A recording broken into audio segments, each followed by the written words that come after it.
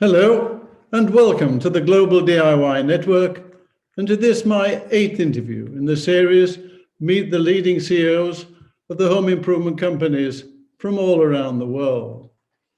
My name is John Herbert, and I'm the General Secretary of EDRA, the European DIY Retail Association, and of GIN, the Global Home Improvement Network. Together, these two associations have 216 members, operating in 74 countries with over 32,000 stores and members' sales in excess of 320 billion euro. I would now like to welcome all our EDRA-GIN members from all over the world, wherever you may be, and to the members of our partner association, HEMA, the Home Improvement Manufacturers Association, who also have global members and who also organize the Global DIY Summit and this Global DIY Network together with me, with EDRA. So it's very nice to see you all here. And today I'm delighted to have my 8 partners, as I mentioned, and it's a lady, the first time we've had a lady. But that's why I got my words mixed up a little moment ago. But anyway, we're delighted that we have Verónica Valdez, who is the CEO of Promart in Peru. I've been there, very super modern stores. Maybe you saw them before the interview. So now I'd very much like to welcome Verónica Valdez. Verónica? Welcome. Thank you very much, John. Good evening, everyone. It is a pleasure to be part of this Meet CEOs event, which has allowed us to be in different home improvement companies virtually. And first, I want to talk a little bit about Promart. Promart is a Peruvian home improvement company that is 10 years old. We are part of the Intercorp Group, which is one of the biggest holdings and powerful retail platforms here in Peru. We have 32 stores nationwide, 178,500 square meters, 5,000 associates, and more than 400 million in revenues. Our purpose as a company is to accompany Peruvian families to achieve their dream home. I am Promart CEO since March 2020, and it's my first time in this position. My background is in finance, and I have been in Intercorp since 2015, being Promart and Supermercados Peruanos CFO. You can imagine, John, the challenge that I assumed to lead Promart, considering that COVID began in Peru in March 2020. Wow. And you're only the second, as far as I know, all our leading members. We only have 2 CEOs of home improvement companies. It's a bit of a men's world. And the other one is in Maitreten in New Zealand, who we have Andrea Scown. So there's 2 of you, 2 ladies who are, CEOs. So we saw all the people viewing this now, saw this wonderful film of yours, of your store. How big was that store in Peru that we saw on the... This is one of the biggest stores that we have. Actually, this is one of our standalone format. Usually we are in shopping centers, but we did the video in one of our flagship stores in Lima. Ah, okay. But Verónica, we go back now a year. First of all, we met at our study tour. We went to South Africa that you came on, which I'll talk to you a little later about that and what we saw there. So, and then you took over, and then I remember a year ago, you wrote me an email and said, we have a great danger. I think there wasn't even one case of coronavirus in Peru at the time, but you'd heard about what was happening in Europe, and you wrote to me and asked me what the situation was here. And we know it's had devastating results all over the world, and particularly with Peru. So what has been the situation with the pandemic in Peru? Well, first, in Peru, our sector wasn't considered as essential. Thus, we had our store closed for more than 100 days. The Peruvian government didn't manage the pandemic successfully. even though we were the first country in Latin America to adopt severe restrictions and huge government package stimulus to avoid a dramatic economic impact. However, last year we were ranked 11th ranked as 11 among the countries with highest debt rates and the first with more debts per million of inhabitants. And in economic terms, our GDP dropped up to minus 11%. Nowadays, we are still in partial regions lockdowns. We haven't been able to pass the second wave, and all the country is under curfew. Our first semester was poor. Our revenues decreased around 50%. And at the beginning of the lockdown, we had to deal with uncertainty. So we began an extreme expense plan reduction, considering that expenses are the only thing that one can control. We weren't able to operate our e-commerce channel. Our customers could only request their orders, but they couldn't be delivered.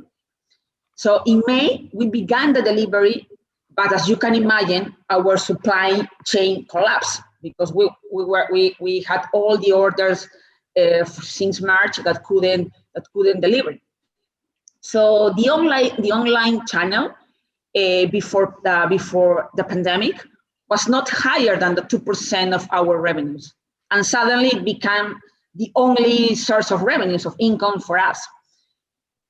The process of reopening our stores was gradual. We began in June, and finally in October 2020, we got to open 100% of our stores. But yeah, we had a tough moment last years. Yeah. Mm-hmm. So you opened again. So the end of the year, your sales were less than a year ago. You had less sales in 2020 to 2019, which throughout the world is a rarity because most of the home improvement companies had a plus. But with your stores being closed for some time, you ended up having a minus. That's correct, yes? Yes. Actually, the second semester was the day compared to the first semester that was the night. No, mm-hmm. As I told you before, we reopened our stores gradually, and at the same time, Peru's social and economic situation was in extreme alert. At this time, our unemployment rate was at minus 55%. Wow, 55. At first, yeah, it was terrible. At first, we thought that our double-digit revenues growth were caused by the contained demand of 4 months being closed. But this amazing performance was maintained during all the second semester. No, in average, we kept same-store sales of more than 30%. Most of our categories had been performing extremely well, even those categories that require a do-it-for-me system, which we thought weren't going to be successful because of the COVID situation. This is the case, for example, of floors. By the end of 2020, in terms of revenues, we decreased around 5.5% compared to 2019. And we managed to get an important increase in terms of EBITDA and net income. That's correct. That it is true that we are following what is happening in the world related to the home improvement sector, and that this booming is in fact incredible. And today we know our houses have multiple roles, and the opportunity for our sector is unique. So we have to take this opportunity. Yeah. But Veronica, you said something very, very important. You said that you were essential retail. No, we weren't. You weren't essential retailing to begin with, but you are. How did you manage to change that? Because it's very important. That was very good. You managed to get that change to be essential retailing. How was that done? Well, at the beginning, we weren't considered. Actually, last year we weren't considered as essential This year, we work as a sector to do that. Actually, we weren't considered as an essential, but the government decide that the construction sector, the construction sector, and all related to the house maintaining could open. So that's when we decide to still open. So that's how we could manage this, but we are not exactly as essential sector. Actually, at the beginning, we weren't. That's why we were closed 4 months. That was a long time. Yeah. So now all your now all your stores are open. Yeah. Yeah. Now all my now. Yeah. Yes. They are open. But as I told you, we are all the country in different levels because we are in a lockdown, partial lockdown. We are under curfew. So, for example, Lima, which is the capital, our stores close at 6 p.m. and in other provinces at 7 p.m. and in others at 8 p.m. Okay. So we here in Europe, particularly in Germany, the infection rate is going up. What is the situation in Peru? Is it going down or is it still going up in Peru? No. Actually, we are in the worst time of the pandemic. We are with the highest rates in terms of contagious and deaths. And actually, if you ask me for my people, for the staff, actually we are getting more associates with COVID. Yeah, we are, and the problem is that the vaccine is all this vaccine program is going very slow. Only less than the 2% of the population is getting the vaccine. So yeah, we are not in a good time. We are like Germany, as we were talking yesterday. Yes. So what has this pandemic had on your associates? Have they been coming into work regularly, or have some people said they can't come into work, or how has the situation been with your personnel in this pandemic? Well, the first thing that I can tell you is that the response of our associates was amazing. No, actually, it's an opportunity for me to thankful for all the support, especially to the front line. At the beginning, we had to make some tough decision in terms of labor cost, considering the uncertainty, and our people was 100% committed to that. Always thinking about Promart's future. As I told you, we were closed, so we did some part-time associates reduction, reduce our salaries for 4 months, and in some cases we had to change full-time positions to part-time positions. But the good news was in the second semester, we hired those associates that at the beginning we decided to lay off, and around 70% came back with us. And due to the annual results this year, I made that decision to pay the salary reduction we had made for those 4 months. So they did not expect that at all. So you can imagine how happy were our employees to receive this news. So it's like we are in a good times or in a bad time. So yeah, that was great. Okay, well, thank you. Just one thing at the moment. We seem to be having internet connections which we've never had here before. I don't know if it's there. So if people watching and we're having, I do excuses, but we hope to solve this in the next moment or so. But at the moment, I think it's doing okay. So, Verónica, you've got 32 stores. You've got 5,000 people. altogether? How do you communicate with your associates? How do you get the message over to all these people? Yeah, first, through constant visits, through constant store visits, the active listening, not only to our customers, but also our employees, is crucial for me and my management team. It is the best way to know exactly how to improve and achieve quick wins. Since the beginning of 2021, I have started traveling outside of Lima, and I hope I can visit the 22 store this year. Additionally, we have a monthly meeting that is called Conectados, that is connected. These virtual meetings involves the whole company. It is a great space where we can gather and discuss our community's health, for example, COVID, new releases, new offerings, etc.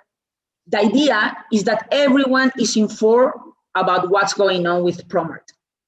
And finally, but not least important, we have Circle Trust meetings, which is a space where I meet with no more than 10 associates to talk about different topics.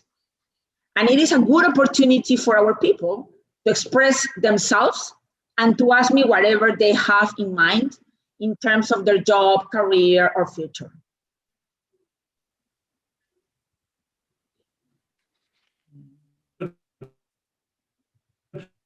A little bit like American. When I was with the Home Depot, they had the town hall meetings. We do better. What ideas we go? What are we doing right? What we're doing wrong? And this is very good, and this is something very similar to what you're doing.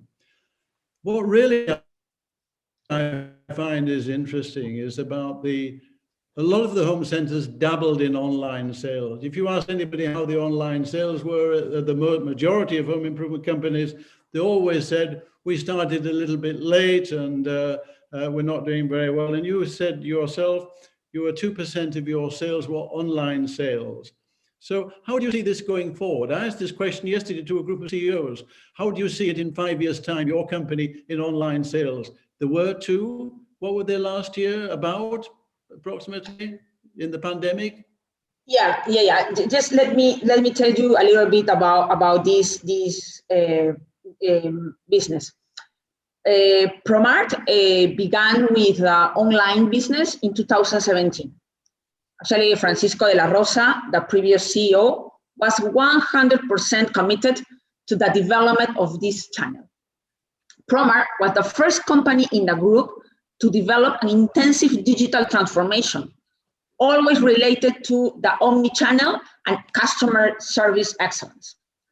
In 2019, Facebook appointed Promart as a successful case for the development of its chatbot, and in the same year, the company won the prize of the best omni-channel retail in Latin America.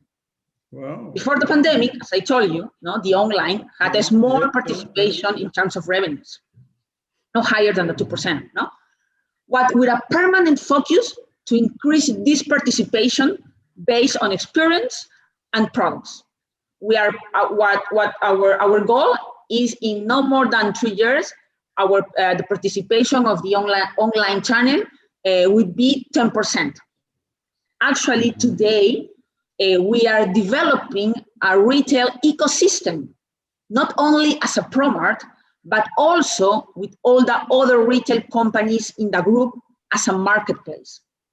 Now, you can find in our website products products related to our sector, but that are sold by other related companies or third parties. Nowadays, we have more than 100,000 products in promart.pe, which is our website. And this business now has more than double its participation in terms of revenue. So yeah, we are very, very committed with the online channel and working a lot to still improving this channel. So in 5 years' time, 20, 25% maybe, probably? Well, our plan is as I said, in 2 years, 10%. 10%. Okay. Yeah. So are you worried about you've got 32 stores. If the online sales keep increasing as they are, what about your selling space? Do you think you'll have too much? Are you worried about that? There's too much selling space, or are you going to open in more stores in the future? How do you see that? Yeah. Of course, we are still planning to on opening stores. Expansion is one of our main pillars in our strategy. As I mentioned it before, no, I didn't. Yes, I mentioned it. The penetration of the formal home improvement sector is too low here in Peru.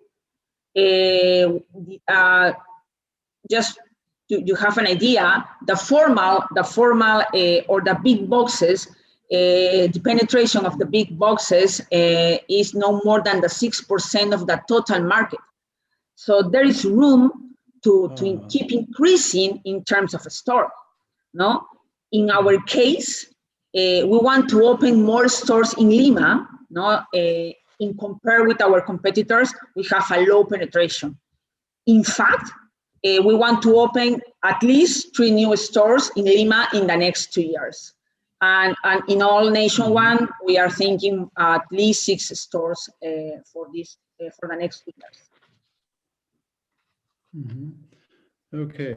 When the pandemic came, we heard from Australia that they responded very quickly to this, what they call curbside shopping. And we sent the information to all our members, what they were doing there. So this click and collect or curbside, how has that developed within your business? Yeah, since the beginning of the online business, we have developed the click and collect services. Actually, 70% of our orders used to come from it. But after the pandemic, this ratio changed. Nowadays, in provinces, the click and collect services is more preferred because distances are shorter. So customers prefer to pick their orders up instead of paying for the shipping rates. No? So most of our stores have a special area where customers can go to the store and pick up their products. And I don't know, I think that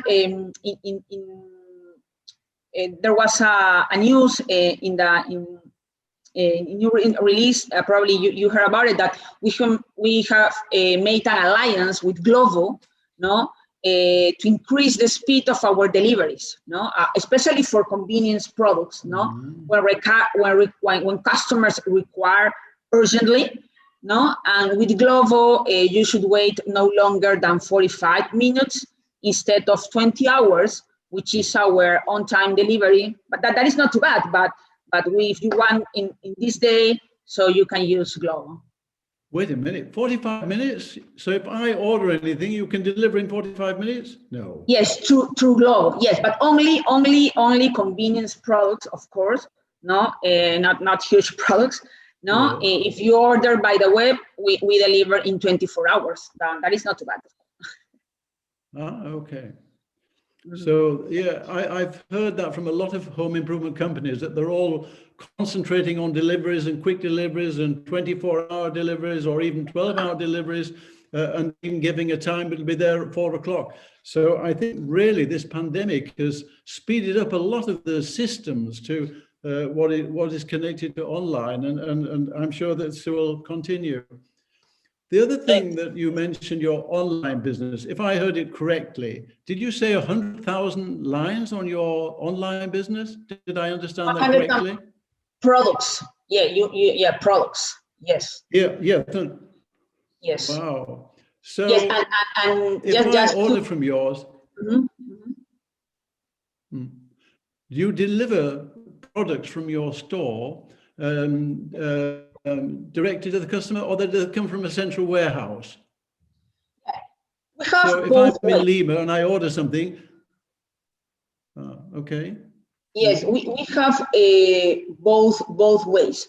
Actually, our stores works as fulfillment centers, as well as our distribution center. Yeah, so we have both ways, no? Especially when there are huge, for example, a furniture. Sometimes you don't have it the stock, the enough stock in the store. So our distribution center is responsible to deliver to the customer the order. Yes. But for example, so they really have become fulfillment centers as well. Yeah. Yes. And actually, in Lima, we have extended. We only had one store as a fulfillment. Now we have we are using 2, and in some cases 4 stores.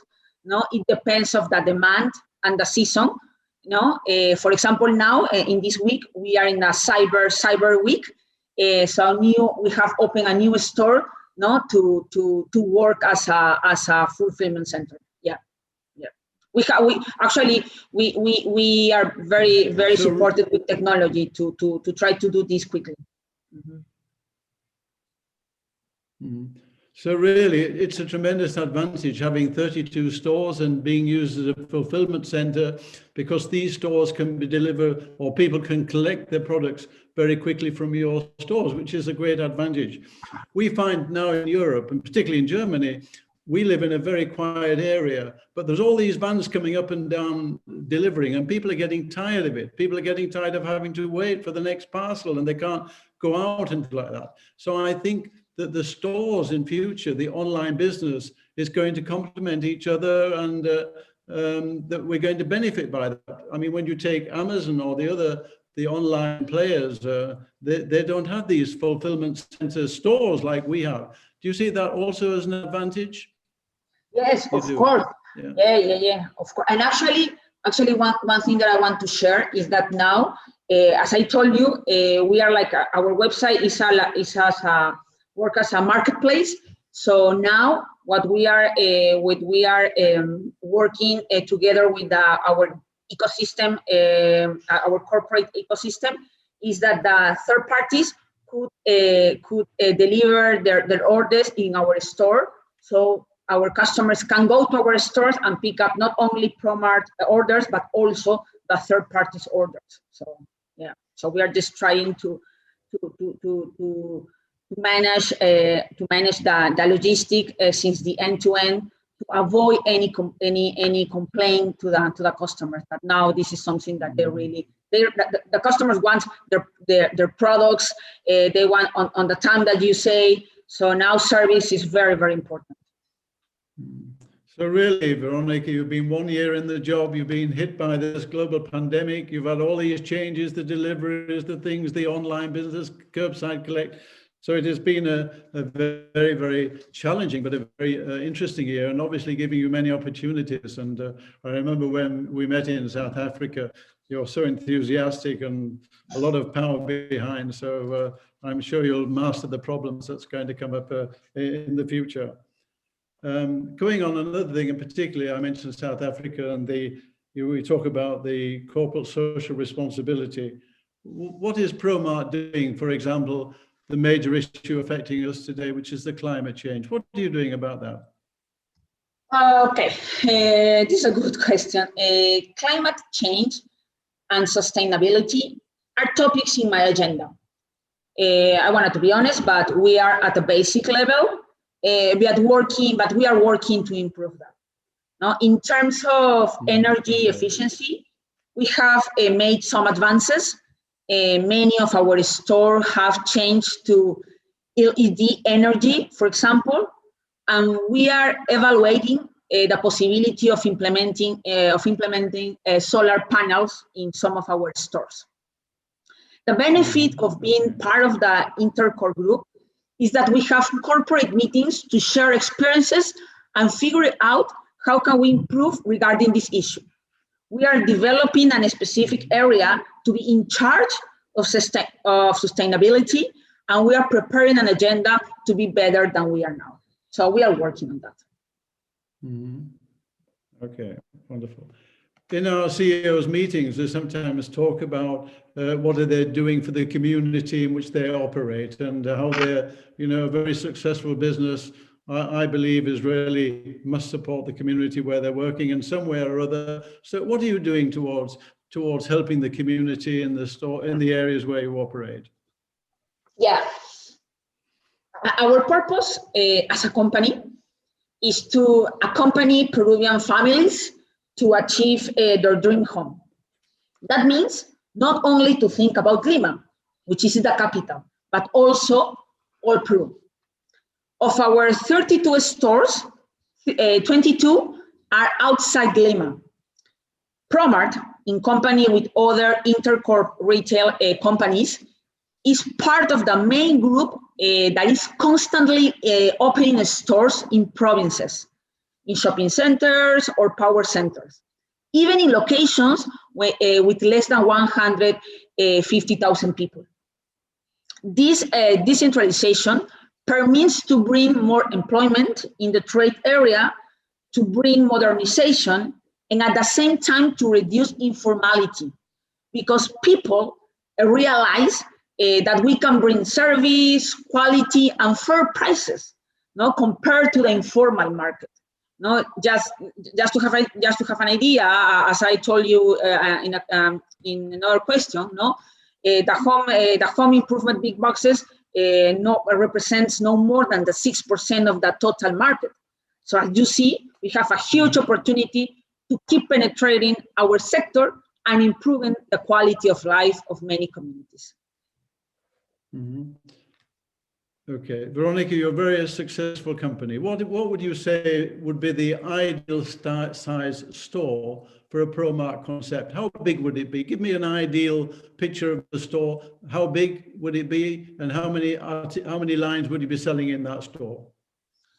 Yeah, our stores in areas are 6,000 square meters. Okay. We have our sale area, okay, and then they have the other that is around 90% of the total space, and the other space is related to constructions material, okay. We sell around 15 categories. Now we have floor, furnitures, material construction, bathrooms, all this soft department, the decoration. We have all the electricity. Actually, we try to cover most of the areas of our category, and the main thing that we always try to when our customers go to our store is the accessory, the advisor, because we want to buy. What we want is that our customer, when they go to our store, we want they buy a project, not buy just a product. So that's where you need an accessory, because yes, it is true that you want to change, for example, your kitchen, but you don't necessarily know exactly what are the materials or the products that you need. So when you go to our stores, what you're gonna to find is associates that are prepared to advise you, to give you the best idea, and especially to give you the whole project. That's why we last year launched an important advice that this is an in-store application, which is like a cell phone that gives all kind of information to our associates about the products, what the product is, if you have a stock, if it is if you don't have it, when it's gonna have, and not only for the products that we sell in the stores, but also our long tail products, those products that we don't have in the stores, but you can find in the website. So yeah, there are two things that I just the audience can remember about Promart: service, accessory, and buy projects. Just one thing about the store. Do you have you're supplying 32 stores altogether. Do you have one central warehouse? Yeah, we have three. We have 3 distribution centers. We have 1 in Lima, and we have 2 in provinces. Okay. All right. Well, so all in all, the pandemic has brought a lot of trouble, a lot of stress, a lot of strife, but it's also been, it's really charged us up on many areas like online, like deliveries, like systems and everything else. So, yeah. So let us now move to some other subjects. We talked about the study tour to South Africa. How did you find that? What value did it bring you going on this study tour to South Africa? Well, John, it was an amazing experience to visit South Africa. It is a country with a lot of similarities to Peru, but I was very impressed by its home improvement sector development. So the organization was stunning. The stores tour was very well organized, and it was incredible to have the opportunity to meet in some cases with the owners and to listen them to when they share us their experiences and initiatives. So of course it was an incredible time, and I just want to be honest as well. The safari was amazing. The safari was amazing as well. Absolutely, the safari at the end was very, very good. But you know, you should never underestimate, you know, when I came to Peru and I saw your stores and your competitors' stores, and we went to South Africa, you know, you tend to think if you're in Europe, you've got the most modern in the stores, but you use the word stunning, and there were some very stunning stores and some very good systems that we saw there. So I think it was altogether a store where we all learned a lot. So, Veronica, you've been, you're new, you're a banker, you were a banker, now you're a passionate retailer, which I've got out of this discussion today and when I saw you in South Africa. And you're also a member of an association of Edrigin. What has that brought you, being a member of our organization? First, a powerful networking. No? It brings the opportunity to meet leaders from all the world, and to share experiences, information, and trend about our sector, about what's going on, what is next. And in my case, it has been very, very powerful to share information during pandemic times and to see how the home improvement sector has been performing on different countries, decisions that governments have been making, and how our sector has been developing in this context. And for me, it has been very powerful to receive this information, and this has helped me to be prepared for what has happened or what could happen in Peru. So it was very powerful.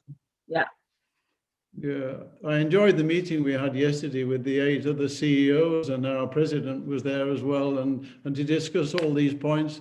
We're never a competitive issue involved. They're all people from different countries and sharing their experiences. And I've always been very pleasantly surprised how much they share their experiences. We heard what people were doing in the pandemic. We heard what people were doing on the online. We heard what people were doing with the social responsibility. And it was, you know, people contacted me after the meeting and found it very, very valuable. So that was very good. Yes. Yeah. So you've been just over a year in the job, going to many, many years in front of you. So what do you think, how do you see the future after the pandemic? Are we going to see a big boom, or how do you see the business? Or are people going to be traveling and going to restaurants and spending less money? How do you see the future in the next 2 or 3 years? Well, this is a good question, because Peru is in a special moment, not only because of COVID-19, but also because of political issues. In less than 2 months, actually in 7 weeks, I think, we should decide the future of our country in terms of presidential elections. And it's the first time that a radical candidate is between the 2 options. So in this context, we should be prepared to deal with uncertainty. Since price will be an important issue for customers. And for us, this is an opportunity to accelerate the penetration of white labels or exclusive products to keep the differentiation and competitiveness. We must continue working on our digital transformation. As I said, we still plan to open new stores, but this will be focused on technology. Also, we have to keep improving our online business to bring the customer our more powerful omni-channel experience supported by the ecosystem platform that the group is developing. And finally, and not least, we want to be an agile company. So we are focused on reinforces our talent, generating more dynamic associates, empowering them, creating leaders, and to take the company to the next level. Actually, we call the project Promart 2.0. It is true that when things going to be normal, it's probably that people decide to to take vacation, to travel, to go out. But I'm confident that now most of the people has value what their house mean. So I think that now they have realized that in your house you can do plenty of things. And I'm still confident that our sector we're still maintaining an important role. Yeah, this is the way we all feel. I think our consumers throughout the world, everywhere in the globe, whether it's America, Australia, Japan, or anywhere, and Europe, of course, Russia, that people have rediscovered their homes in the pandemic. And we believe in our industry that we're going to thrive. It's going to be I wouldn't say a booming business, but a very good business going forward. And I think we can all look very optimistically to the future. So I've got two questions here from the people. Ben, maybe Werner de Jager, we know. Do you have the store concepts that you are considering? Do you have new store concepts that you are considering, or store-in-store concepts that we're beginning to see everywhere? Yes, actually, what we are doing now, we are evaluating a possible to get a new format not as higher as what we have, especially for some locations that in terms of population there are less than we used to go. So we are in the business case process to evaluate if we can open a new formats, or at the same time we are trying to understand why this traditional market or this informal market is so high. So how can we build a format that can be similar to this kind of concept to make the market more formal. Yes. Mm-hmm. Okay. We have a question. We've got a comment from Patrick Cassidy. You remember he came to us in South Africa. He was then the CEO of a leading company in Ireland, and he wrote to me, or wrote now today, South Africa was amazing and the store standards were superb. I think you and I would go along with that. Yeah. So now we've got Terry Coleman from Belgium, and he said, what do you consider to be the unique Promart factor of differentiation compared to your competitors? What is your unique USP? What's your strength? Yeah, I think service and advisor is our main differentiation. We invest in our associates to bring all the information, to be prepared to sell projects, to be prepared to understand all kind of customers. Because in one day, there could be a customer that doesn't know anything about home improvement and doesn't know anything in how to rebuild something, and they really need help. There are other type of customers that they know, but they only need some advice, but just quickly responses. And they're the other type of customers that are really specialized that they don't really advise, but they need information related to the product. So when you can go to the store, one thing that you can really find as a differentiation is the service and accessory. Cool. Okay, thank you very much indeed. And now the last question we've got here is from Rainer Sternhardt from the DIY International. What is the role of the manufacturer's brands versus private label products in the point of view of the Peruvian consumer? So how does your customers see your own label products against the major brands? Yeah, well, in our case, in terms of participation, we have the white labels and the exclusive products, and they represent around 13% of our revenues. And of course, the main brands had a special, as for the brand, there's like more there are more knowledge about it, But customers now they are understanding that when you are bringing or giving information about your product and what are the benefits in terms of use, quality, and price, now they are willing to use them. So in our cases, for example, since 2 years, probably just since 2 years and a half, we did in the tools category. We did an exclusive alliance with Angel, and we sell their products.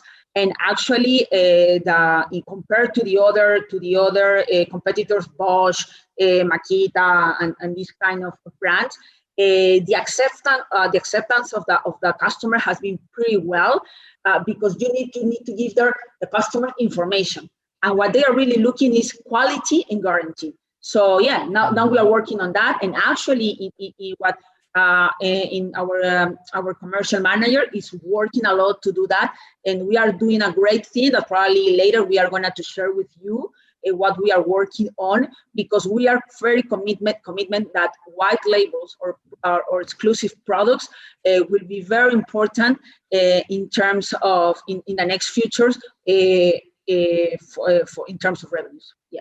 Mm-hmm. Okay, thank you. We're now coming to the closing questions. You've been now as the CEO of Promart for just over a year, coming from the banking area.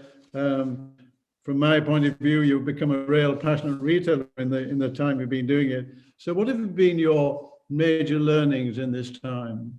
What have you learned most of all about being the CEO of a retail company? Well, after 15 days of being appointed as a CEO, the store suddenly closed, and I had to deal with an immense uncertainty, which turned out being my major challenge. 2020 has been a year of full learnings. It has been my accelerated course of decision-making, and the support of all my team that I met at the beginning more virtually than physically has been incredible. For me, this has been very important, the support of my team. We have built a powerful things and an engagement at all levels. We never stop. Just to tell you, to share something, is that when we were closed and we actually in May, there were the possibility to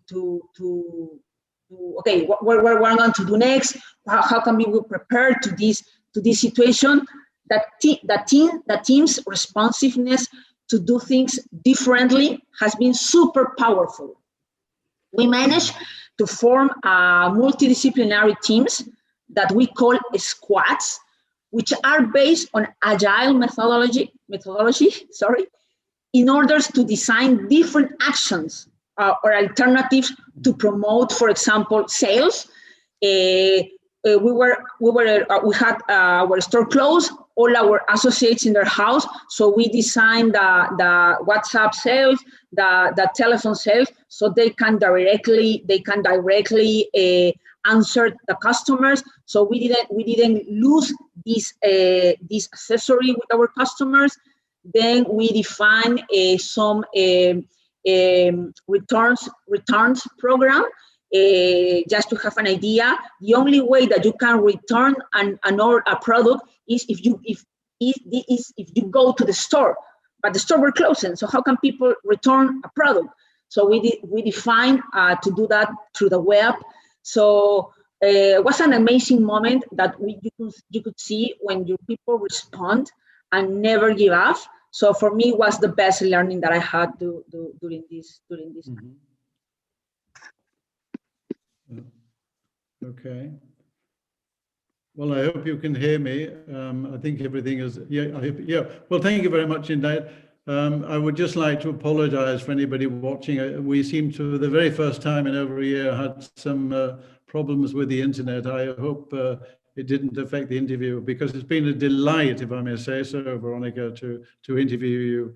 It's so nice to see your enthusiasm and your determination. And I've been in retailing many years now, and I always remember in 1997, I had a boss. He was only a year older than me, but he came from the milk industry, and he was managing hypermarkets with me. And he was so on fire, and he certainly was probably the best manager I've ever had, and he came from somewhere else. So I'm very sure that you're going to have much success with Promart, that you will make a difference. And we look forward to seeing you on future study tours, future meetings. So thank you for taking the time to be interviewed. It's 8 o'clock in the morning in Peru. It's 4:30 here in Germany. So thank you very much indeed. Have a wonderful day. And I hope that one day I'll be able to get to Peru again and to see your new concepts. So thank you very much indeed. And to all our viewers watching, thank you very much. And again, my apologies if sometimes the picture wasn't as good as what we would hope it would have been. So thank you very much. So from me, John Herbert from the Edris Studios in Cologne, thank you very much indeed, and have a good day. Thank you very much.